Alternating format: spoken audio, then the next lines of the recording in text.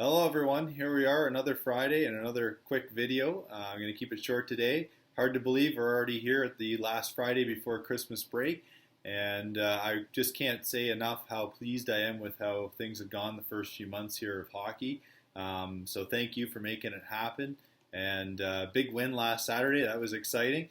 I'm going to talk about something, just one thing today, very quickly. Couple of quick pointers. We do have our game tomorrow at 3:30 against Team 2, who, not going to lie, we've struggled against in the first couple of games we've played them. One or two quick key things for tomorrow's game that I want to see. I know I sound like a broken record, but short shifts.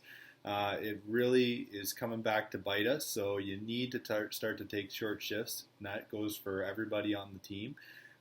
Also, defensive responsibility, especially when we're in the offensive zone, if that makes any sense. We talked about it a couple of weeks ago.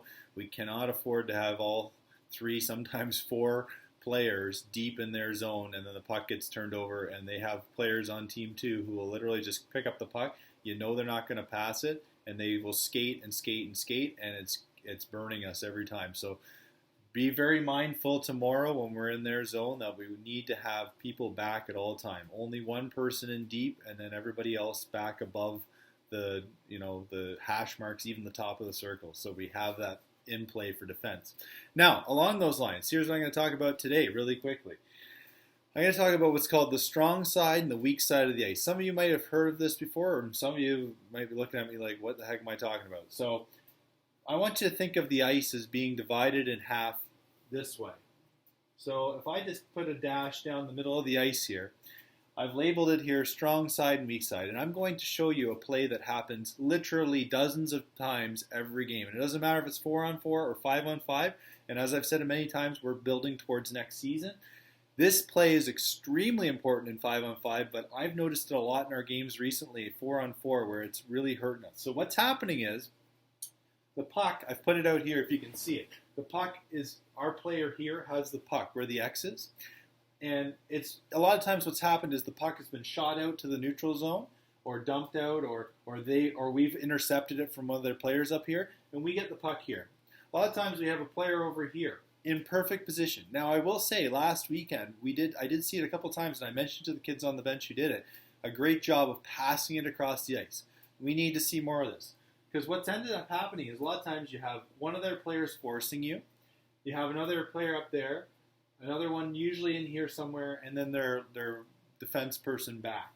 Now, a lot of times we'll have somebody up here, an X, another X here, maybe they're back checking, and then usually there's another one of us over here.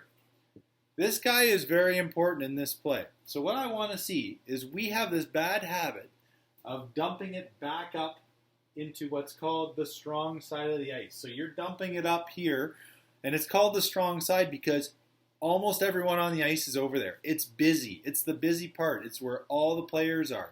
So if you throw it back up there, you might think, oh, that's great, I'm going to get to one of our guys. But the problem is if we don't get it, or even if we do, there's somebody there to check us right away.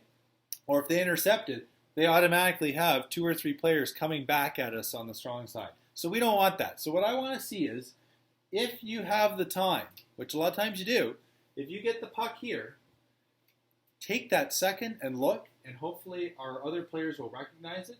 And all it is literally a D to D, or I know we don't really have defense position, but player to player pass across the divide in the ice over to what's called the weak side. This is called the weak side because there's really nobody over here. Also, some people call it the quiet side of the ice. There's nobody here. And what's going to happen is this player now is on the weak side of the ice. They have all kinds of options. There's usually room to skate, especially 4-on-4. Okay, you can skate in. A lot of times you'd have room to skate right up to their blue line, if not further. Or, a lot of times, as soon as we make this pass, where does our other X up here go? They come down here. And guess what? Now we have a nice, beautiful, easy, short pass to them. And we have regrouped. It's a neutral zone regroup, and we're back on the attack. So think about that. That's all I'm going to talk about for today. Strong side to weak side. We want to go to the quiet part of the ice. We don't want to just automatically throw the puck up into traffic and have all kinds of turnovers. So think about that. Have a Merry Christmas and a Happy Holidays. And I can't wait to see you tomorrow at the rink. And have a great weekend.